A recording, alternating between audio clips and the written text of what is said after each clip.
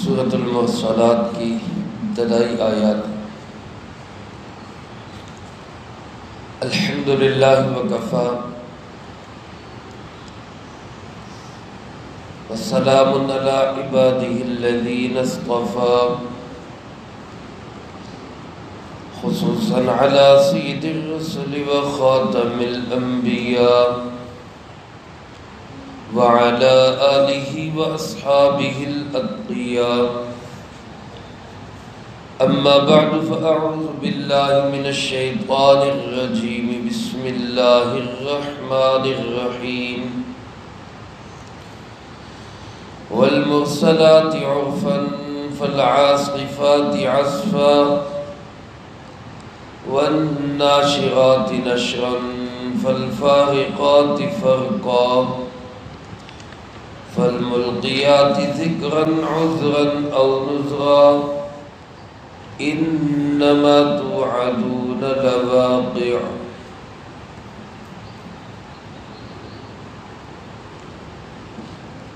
اس سورۃ مبارکہ کا نام المرسلات ہے، جو کہ اس کی پہلی ہی آیت سے لیا گیا ہے۔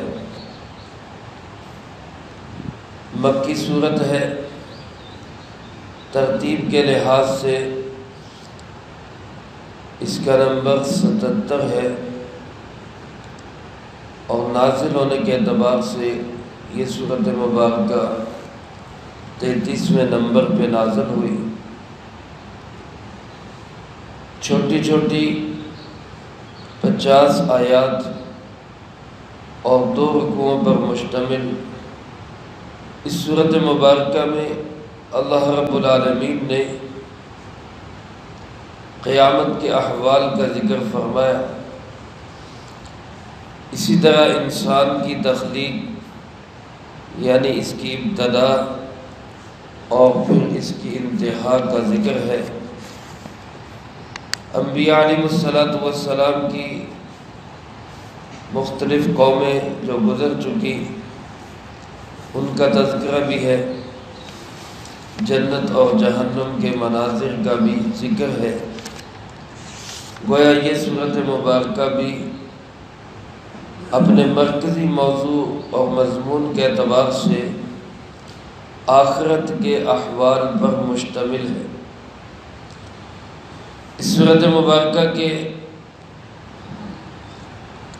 نازل ہونے کا واقعہ حضرت عبداللہ ابن مسعود رضی اللہ تعالیٰ عنہ کچھ یوں ارشاد فرماتے ہیں،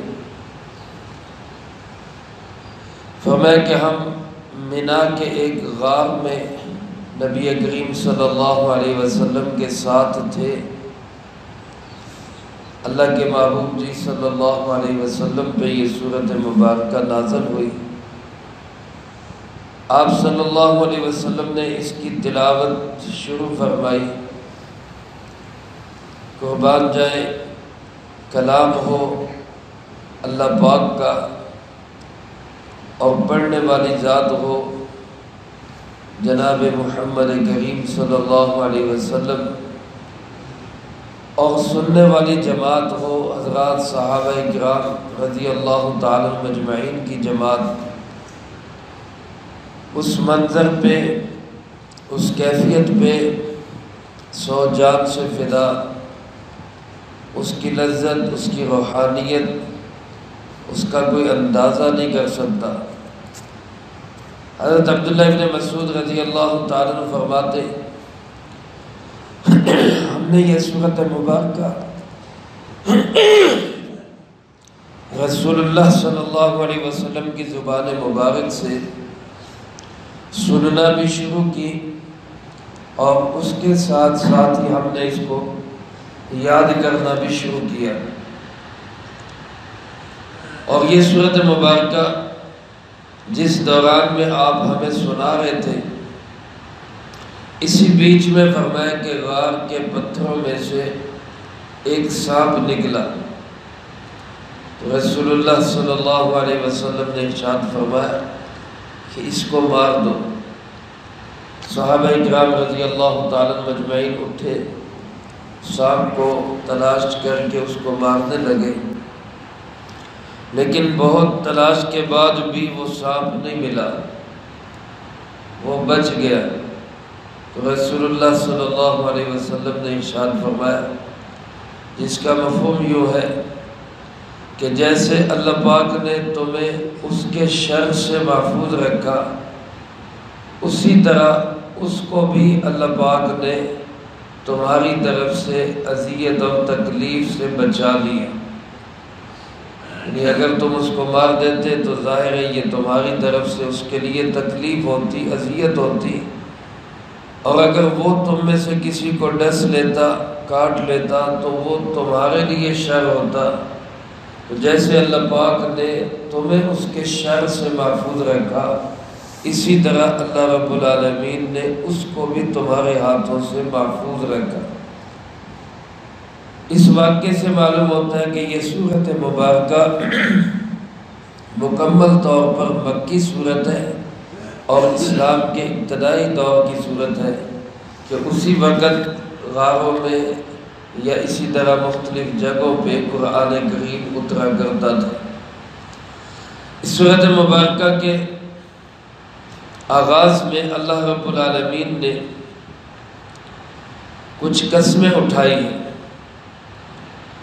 فرمایا والمرسلات عرفا، قسم ہے ان چھوڑی ہوئی چیزوں کی جن کو نرمی کے ساتھ چھوڑا جائے۔ فالعاصفات عصفا، پھر قسم ہے ان تند و تیز چیزوں کی جو سختی سے آتی۔ والناشرات نشرا، پھر قسم ہے ان کی جو ایک خاص انداز سے پھیلا دیتی۔ فالفارقات فرقا، پھر قسم ہے ان چیزوں کی جو پھاڑ کے رکھ دیتی ہیں۔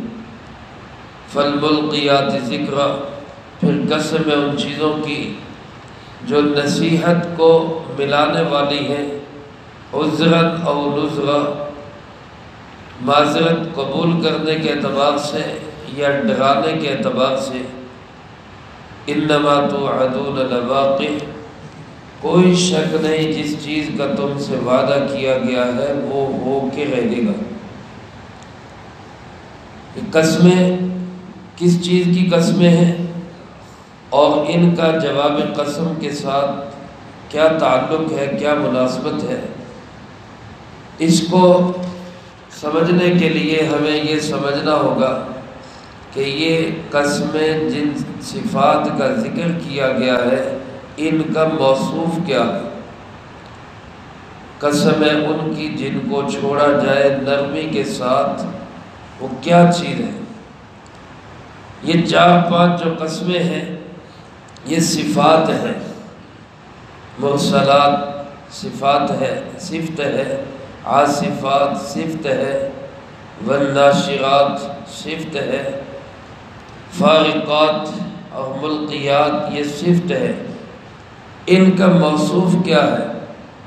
یہ کس چیز کی صفتیں ہیں؟ جس چیز کی جو ان کا موصوف ہوگا وہی ان کی قسم ہے۔ اس کے بارے میں مفسرین کرام رحمہم اللہ کی 2 رائے ہیں۔ ایک رائے تو بعض حضرات کی یہ ہے کہ یہ صفات ہے سب کی سب ہواؤں کی۔ اللہ رب العالمین کی نعمتوں میں ایک بڑی نعمت ہوا ہے، اور بعض اوقات یہی ہوا اللہ رب العالمین کے عذاب کی شکل بن جاتی ہے۔ یہ صفات ان ہواؤں کی صفات ہیں۔ دوسری طرف بعض مفسرین کرام رحمہم اللہ فرماتے ہیں یہ صفات فرشتوں کی صفات ہیں۔ یہ ساری کی ساری چیزیں فرشتوں کے اندر پائی جاتی ہیں۔ لیکن علامہ ابن کثیر رحمۃ اللہ علیہ کی رائے یہ ہے کہ پہلی 3 صفات تو ہوا کی ہے اور دوسری 2 صفات یہ فرشتوں کی ہیں۔ تو لہذا پہلی 3 آیات میں اللہ پاک نے ہوا کی قسمیں اٹھائی اور آخری 2 قسمیں جو ہیں وہ فرشتوں کی قسمیں ہیں۔ چنانچہ اب ان کا ترجمہ اور ان کی آپس میں مناسبت پہ غور کریں اللہ پاک فرماتے ہیں قسم ہے ان ہواؤں کی جو نرمی کے ساتھ چلائی جاتی ہے، یعنی نرم ہوا جس کو صبا کہا جاتا ہے، بالخصوص وہ ہوائیں جو ہلکی ہلکی چل کے بارش کا پیغام لاتی ہیں، ان ہواؤں کی قسم اللہ پاک اٹھا رہے ہیں۔ قسم ہے ان ہواؤں کی جو چلائی جاتی ہیں نرمی کے ساتھ۔ فالعاصفات عصفا، یہ ہوا کی وہ شکل ہے جب ہوا تند و تیز ہو جاتی ہے، آندھی بن جاتی اور طوفان بن جاتی۔ اللہ پاک فرماتے پھر قسم ہے ان ہواؤں کی جو سخت ہو کر چلتی، شدت کے ساتھ چلتی۔ اور تیسرا فرمایا والناشرات نشرا، پھر قسم ہے ان ہواؤں کی جو بادلوں کو پھیلا دینے والی ہے۔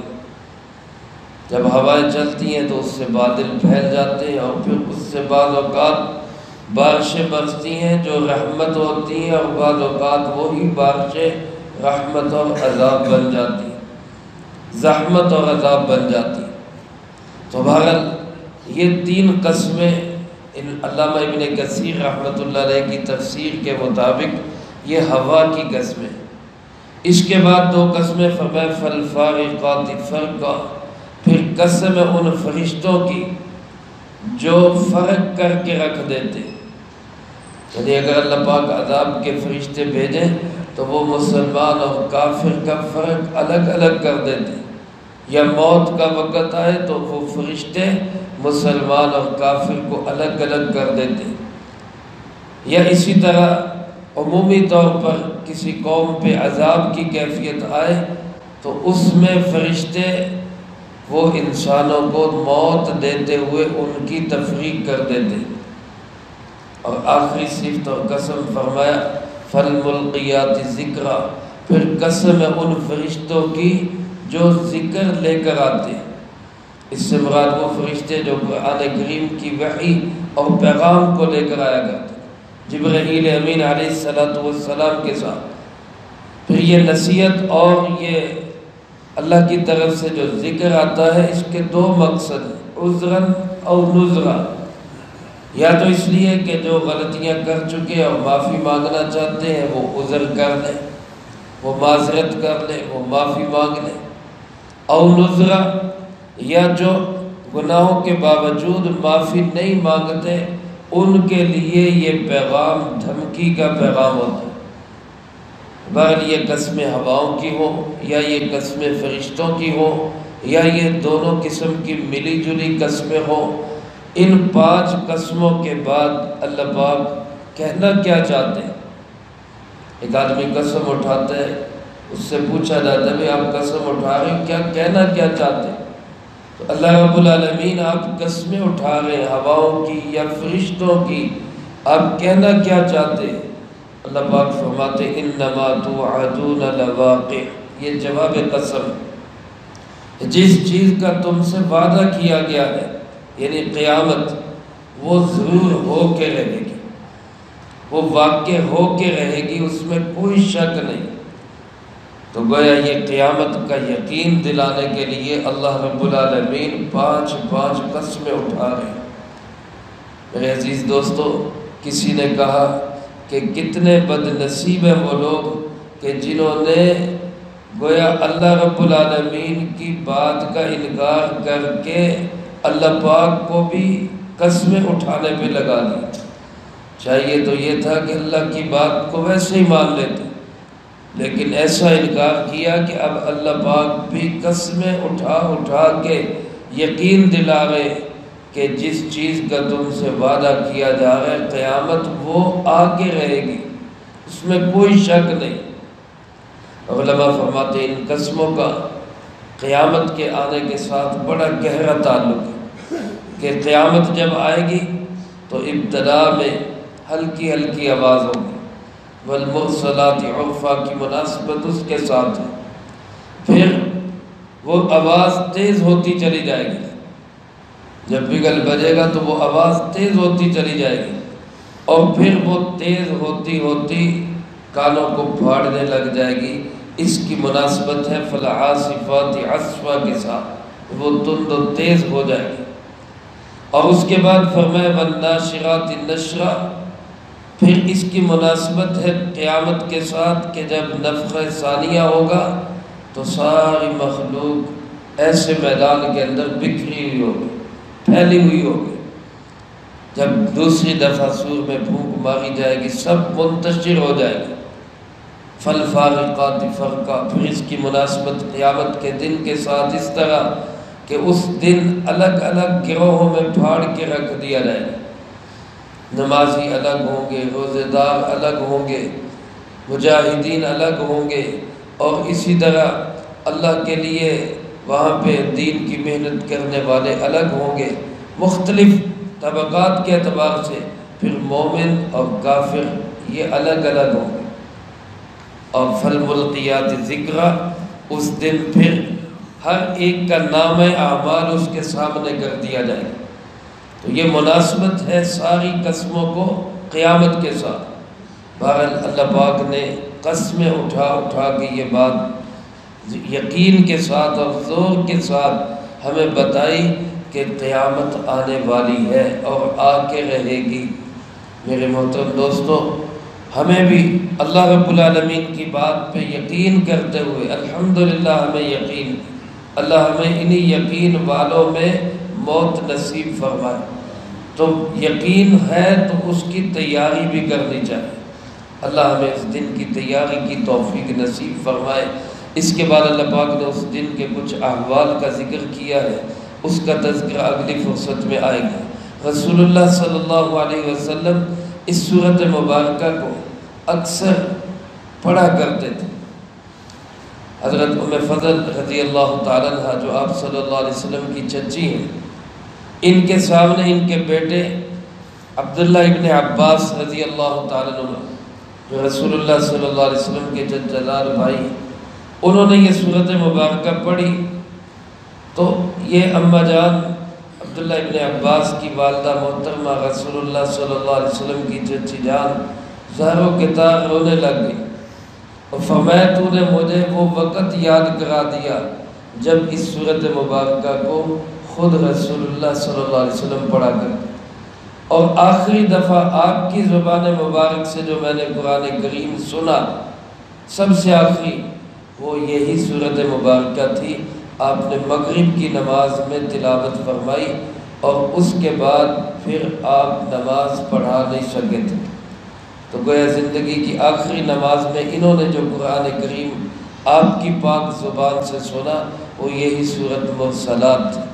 علماء فرماتے مغرب کی نماز ہلکی پھلکی مختصر پڑھانے کا حکم دیا گیا ہے، لیکن خود رسول اللہ صلی اللہ علیہ وسلم نے بعض اوقات سورۃ مرسلات بھی مغرب کی نماز میں تلاوت فرمائی، لیکن حکم یہی ہے کہ مغرب کی نماز میں آخری چھوٹی صورتیں پڑھ کے اس کو مختصر نماز بنایا جائے۔ تو بہرحال یہ سورۃ مبارکہ بڑی اہم سورت ہے، بہت عالی شان مضامین پہ مشتمل سورت ہے۔ اللہ پاک ہم سب کو اس کو سننے کی، سمجھنے کی اور پھر اس پہ عمل کی توفیق نصیب فرمائے۔ جو کہا سنا اس کو زندگی میں لا کے دوسروں تک پہنچانے کی توفیق عطا فرمائے۔